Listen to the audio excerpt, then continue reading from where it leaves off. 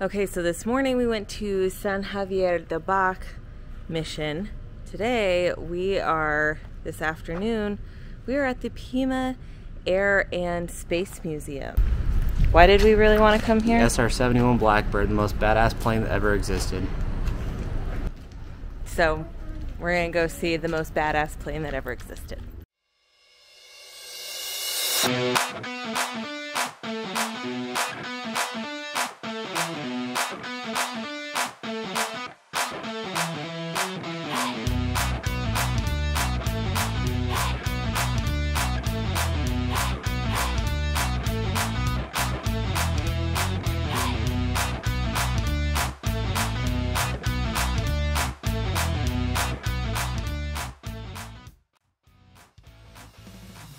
This place, the Pima Air and Space Museum, is massive. They have hundreds of planes here, and we definitely are not going to get to all of it. But I will tell you that we are here in the middle of July. It's like 108 degrees outside. So if you catch glimpses of my son, he is miserable, but he is not miserable because of the planes. He wanted to be here to see them, but he is miserable because of the heat. So because of that, I really didn't get to explore as much. I am a mom first before I am a historian, and my kids were hot and tired, and I ended up spending the majority of the visit with them in the air-conditioned cafeteria. So if you are going to come to the Pima Air and Space Museum, take my advice and maybe not come in the middle of the summer, because these hangars and the outdoor airfield is not air conditioned. But my husband is a crew chief in the United States Air Force, and this was somewhere that he really wanted to go. The SR-71 Blackbird is here, so we definitely had to make a trip and visit this iconic plane. And it was really cool to see him imparting some of his knowledge to our kids and to me. I don't get to hear a lot about what he does, so this was a really cool experience for me.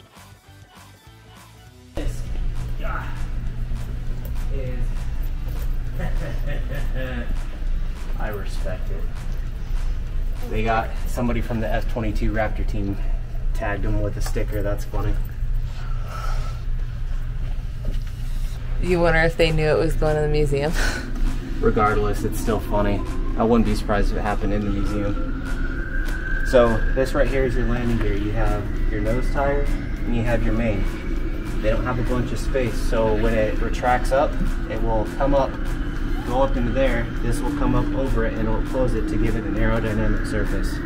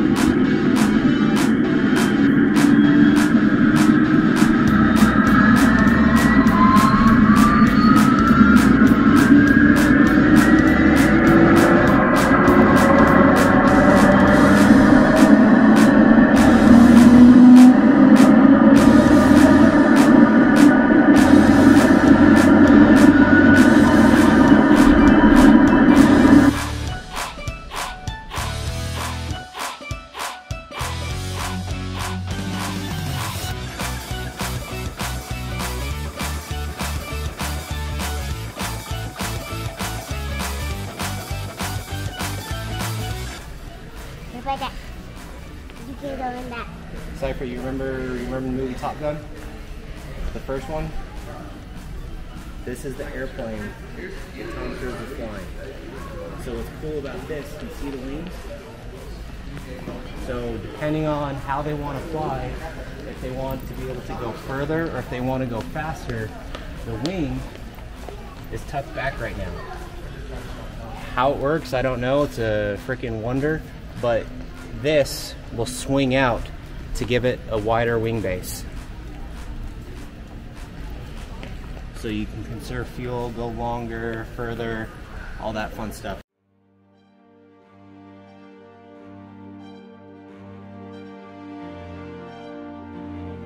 We know why you clicked on this video. It is to see what we came here to see. The SR-71 Blackbird.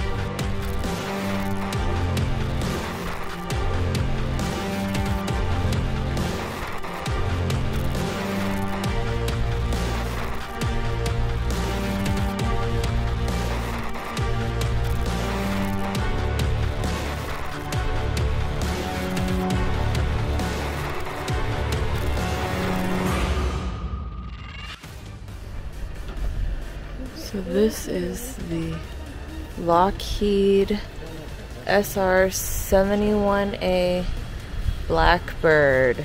All right, Christopher, what can you tell us about? It's fast. Is it fast? Fast. It's huge, actually. I was surprised. So, it's right here. Max speed, 2,193 miles per hour. So that's how fast. This thing was so fast, so on takeoff, it would instantly take off and they would have to refuel it right away because it used so much fuel on takeoff. But once it got up to altitude, it could fly for quite a while.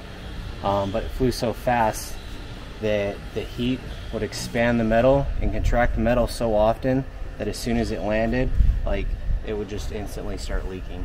Like, so damn fast. Could you imagine being a crew chief for this plane? That would be a love-hate relationship.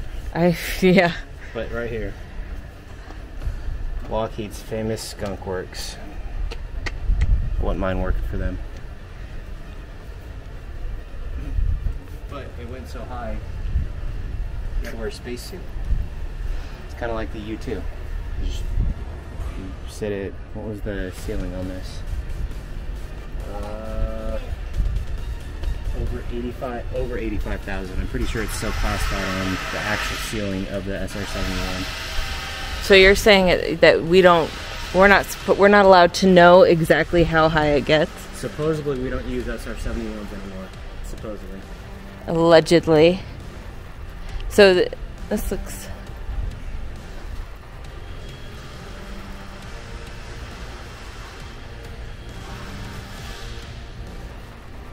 So what's this thing right here? Hey, that's what I'm trying to find out. A GTD 21B? Let's see. D-21 reconnaissance drone. The drone was designed to be launched from the back of the modified A-12, the first version of the Blackbird. So it was flown in 1966, 3 successful test flights. On the 4th flight, the drone crashed into the launch plane. No bueno. Oof. They're talking, so with this, this was a drone that was supposed to be launched. They talked about, like, they're still talking about maybe out of the B-21 Raider or something like that, the concept of being able to launch drones out of certain types of airplanes. So the fact that they were testing this technology back in the mid to late 60s and they're still working on it, like, it could exist now. We just don't know. Yeah.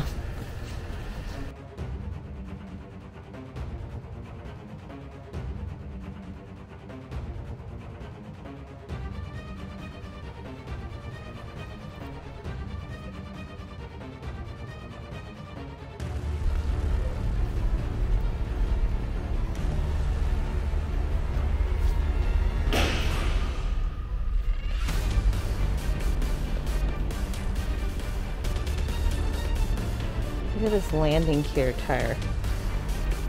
The tires on the Blackbird are made of rubber that has been impregnated with aluminum in order to resist the high temperatures that build up as the aircraft flies at over Mach 3. The tires were manufactured by BF Goodrich and are inflated with nitrogen to add 415 pounds of pressure. Each tire costs over $2,000 and was only good for about 15 landings. Holy moly.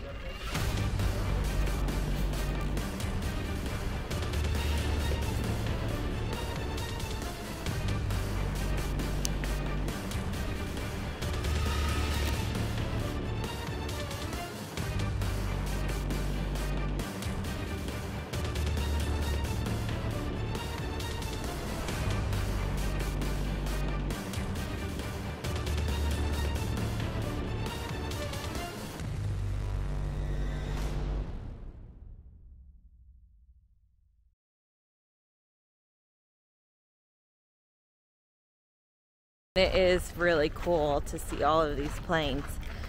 Now, I love history and I am a historian, and aviation history is really cool, but you want to know about airplanes, go with an Air Force crew chief or pilot or someone that works on these planes, as my husband does, and they will be able to tell you so much about how these planes work. And it is really cool to kind of hear him. He doesn't really get excited when we go to the historical places, but this place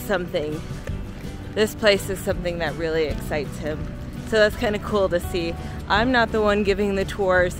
He's the one giving the tours and sharing his knowledge. So that's really, really cool.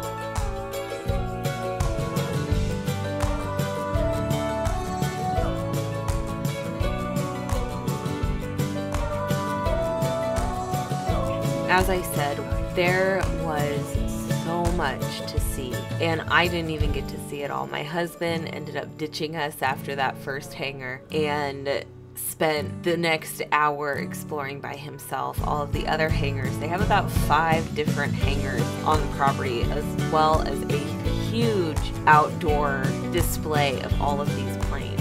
I hope you guys enjoyed this. Another really cool thing about this is Davis-Monthan Air Force Base is right next to the museum, and you can actually see some of the boneyard where they dispose or retire a lot of these old planes.